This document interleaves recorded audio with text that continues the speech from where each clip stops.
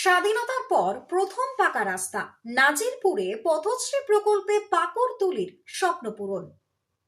দীর্ঘদিনের প্রতীক্ষার অবসান ঘটল দক্ষিণ দিনাজপুর জেলার বালুরঘাট ব্লকের নাজিরপুর গ্রাম পঞ্চায়েতের পাকড়তলি এলাকায়।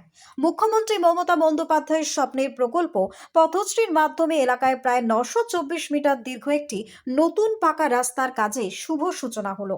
প্রায় 44 লক্ষ টাকা ব্যয়ে নির্মিত হতে চলা এই রাস্তাটি স্বাধীনতার পর থেকেই এলাকার বাসিন্দাদের দীর্ঘদিনের দাবি ছিল। সোমবার দুপুরে আয়োজিত অনুষ্ঠানে উপস্থিত ছিলেন জেলা পরিষদের সভাধিপতি চিন্তামণি বিহা, অতিরিক্ত জেলা শাসক নবীন কুমার চন্দ্রা, বালুরঘাট ব্লকের বিডিও সোহম চৌধুরী, পঞ্চায়েত সমিতির সভাপতি অরূপ সরকার সহ অন্যান্য জনপ্রতিনিধিরা। বিডিও সোহম চৌধুরী জানান, বর্ষাকালে এই রাস্তা চলাচলের অযোগ্য হয়ে পড়ত। পথশ্রী প্রকল্পের মাধ্যমে এই সমস্যার সমাধান হওয়ায় এলাকাবাসীরা উপকৃত হবেন বলেই প্রশাসনের পক্ষ থেকে আশাবাদ ব্যক্ত করা হয়।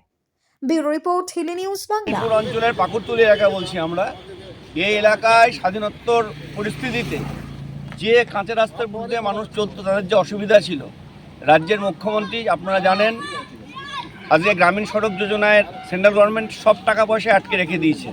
সেখানে দাঁড়িয়ে রাজ্যের মুখ্যমন্ত্রী রাস্তাশ্রী পথশ্রী 4-এর মাধ্যমে আমাদের রাজ্যের কোষাগার থেকে প্রায় 47 লক্ষ টাকা ব্যয়ে প্রায় 1 কিলোমিটার রাস্তা এলাকায় আজকে আমরা শিলান্যাস করতে এসেছি।